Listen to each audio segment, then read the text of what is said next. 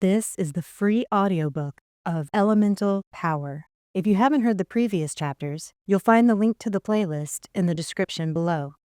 Book 1, Shattered. Chapter 25, On the Road Again. Morning came and warmed us as we walked southeast over the freshly fallen snow. It was the first time I'd seen Peta and Marlowe since their wedding night. They looked happy and exhausted. Boreas and Aura had brought their own tent, offering cambric to Peta and leaving us with Candlewick. We all had private accommodations. That had put everyone in a wonderful mood. We'd all been wondering how it was going to work out with 3 married couples traveling together for 15 days. As we marched, the gnomes came to see us off, waving banners of brown and gold, dancing and singing. Our spirits were high, and even trudging through the snow was a joy. Candlewick had provided us with the warmest attire yet, layer upon layer of coziness. She'd switched from fleece to flannel. I removed the top few layers and tied them around my waist. The first day was uneventful, except that once again I felt eyes on me from the woods. We camped near a shelter of mountain cliffs near sunset, gathering a fire for Boreas and Aura, who were in the plain tent without the magic of Ambius. We ate as a group under Candlewick. It was a hearty meal of lightly cooked stew and seed crackers that went down beautifully. The freshness of the raw herbs popped and danced with flavor in my mouth. Peta and Marlowe retired first, to rounds of whoops and catcalls from the rest of us. I went to get a second helping of stew. An evil face with enormous red eyes was hovering there above the pot, glowering at me.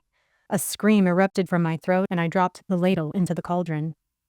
Candlewick sent a burst of wind over to the face, and whatever it was departed hastily. My heart was thumping hard. What was it? Glenn asked. He hadn't seen. The warlord, I said, shaking my head to clear the fog of fear. Yet it wasn't quite him. I don't know how to explain it. He was more solid. It must be the wind sprite that defected, Boreas put in, having seen the event. He has been known to use sprites as his substance. His wife shivered beside him. She was very pretty, but didn't say much. I wasn't surprised to see her so terrified. How did he get in here? Glenn asked.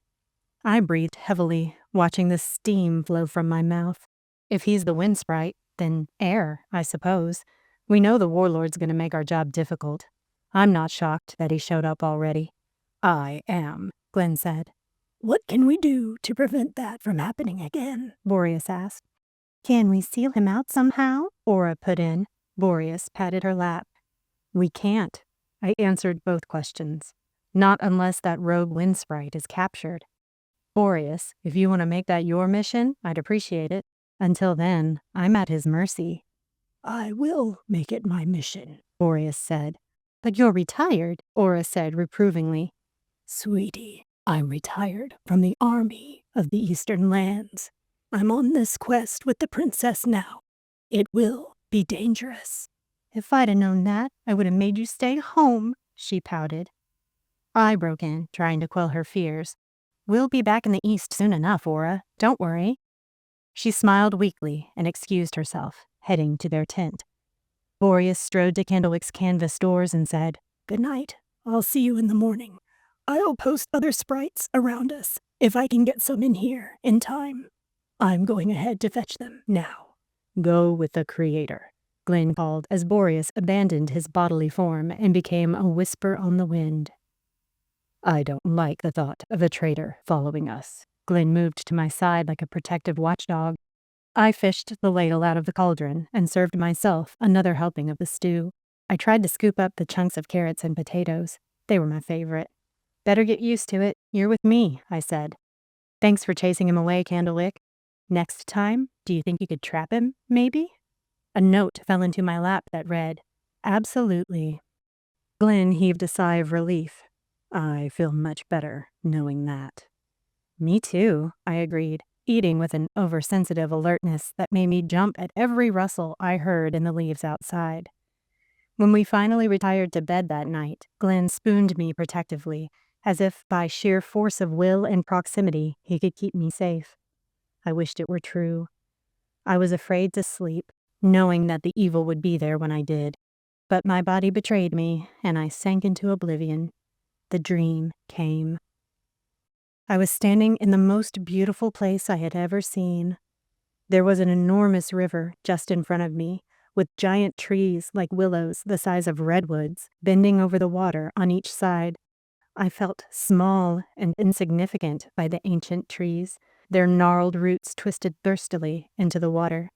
I looked across the torrent to see a man standing there. He seemed familiar, but I couldn't place him. I turned to investigate behind me and saw picturesque green fields stretching back forever, dotted with beautiful little houses with animals roaming freely. When I glanced back across the river, the man was standing in front of me with a glittering golden city in the distance. "Hello, Alana," he said. I recognized the voice. "Gable?" "Yes, it's me." He laughed and flashed me that irresistible Ellenbill smile. "You look great," I said, walking around him in a circle, admiring the beautiful clothes he wore, and the air of total calm and happiness about him.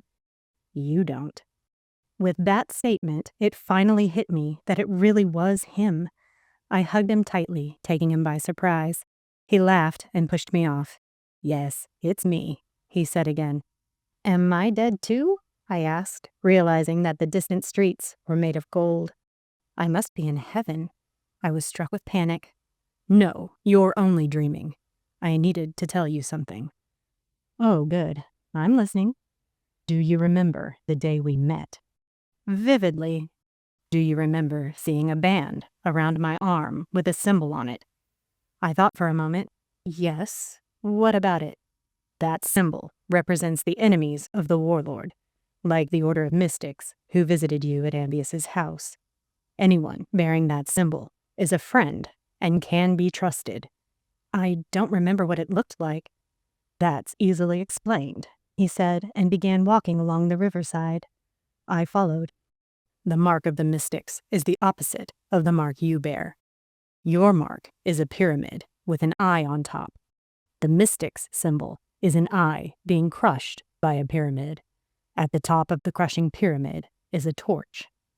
"What does it mean?" "The pyramid is a mountain, which symbolizes a kingdom. The eye on top is the symbol of Lucifer, who claims to be the all-seeing eye. Your mark is the warlord's mark, because he is on the side of Lucifer." I nodded understanding and thought of the back of the $1 bill. "The mark of the mystics is a kingdom, guided by the light of God, crushing the usurper. Do you see?" I did, and told him so. "Do you know if the mark on me will ever go away?" I asked.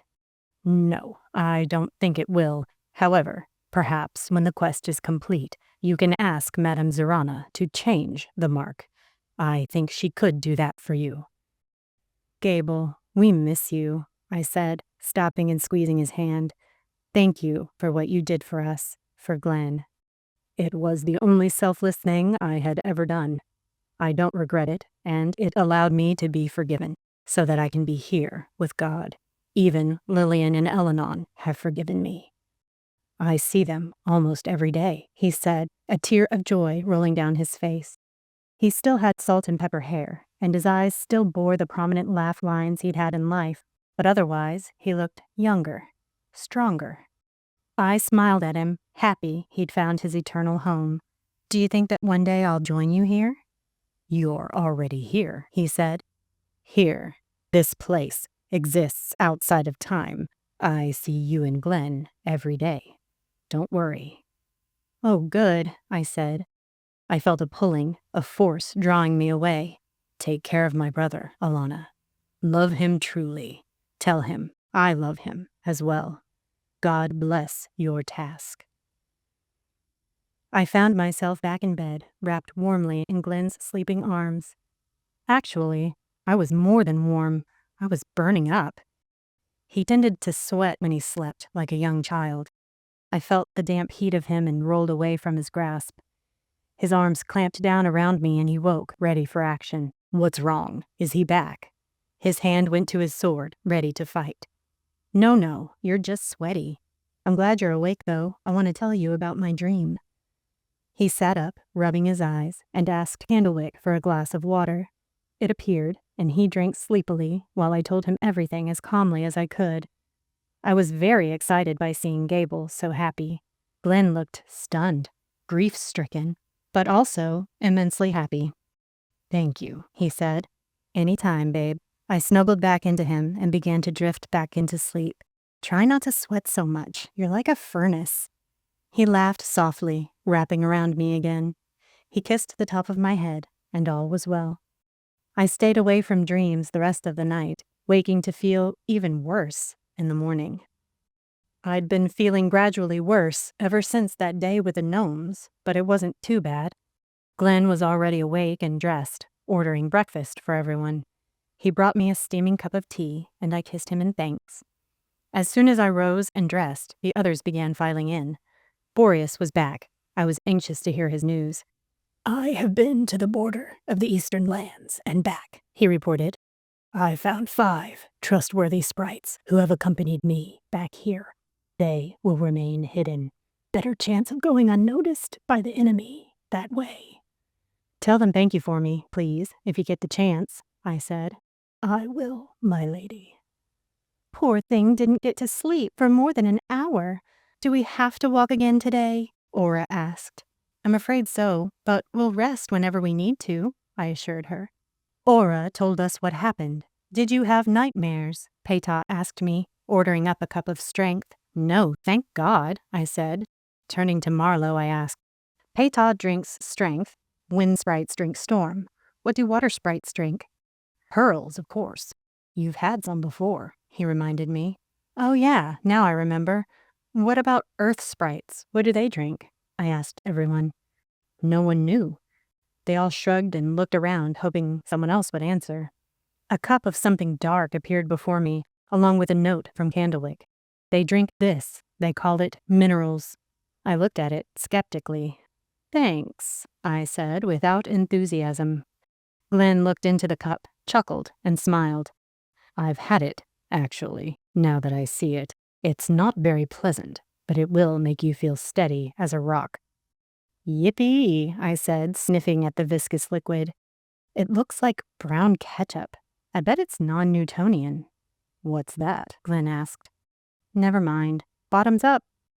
I drank quickly, treating it like medicine. It tasted like metal and dirt, with a hint of coconut, and it was thick, exactly like drinking ketchup in texture, and equally disgusting. "Never again," I said, dropping the empty cup and gagging. Yuck! It did make me feel steady and brave, though, more than before. Everyone laughed and ordered up a cup for themselves. They all swigged it down with varying degrees of disgust. Boreas seemed to like it. Aura gagged and nearly got sick at the table. "I'll stick with my tea, thanks," I said, chasing the wretched taste from my mouth. We set off soon after with full bellies and a lively pace. Boreas was obviously tired near the afternoon. He wouldn't admit it, but we could tell. We set up camp early and bid Aura take care of him. Peta built their fire and brought them food and drink. That night, I began to feel it worse than ever, the strangeness. I didn't tell anyone, didn't want to worry Glenn. It was growing worse, slowly, like I was developing the flu. I started seeing things that couldn't possibly be there. Once, I saw 2 owls up in the branches, talking. It was obvious that I needed rest, but we had to get back to Ambius and the safety of his lawn. The illness got progressively worse over the next 13 nights, and despite my best efforts, Glenn was now aware of my condition. The granite outcrops of the northern lands had given way to the rolling hills and forests of the east. The snow melted, and the weather grew milder, though still chilly. It rained more, spring beginning to make its yearly debut. Glenn didn't want me slogging along in the rain. I was getting weak, and we tried to take shelter from the worst of it. We kept walking toward the home of the wizard whenever we could, with growing anxiety weighing down our backs and hearts. If you enjoyed this chapter, please give it a like and/or a comment. And if you think someone else might enjoy the story, please share with them the first chapter. If you subscribe and turn the notification bell on, you'll be the first to know when the new chapter's released.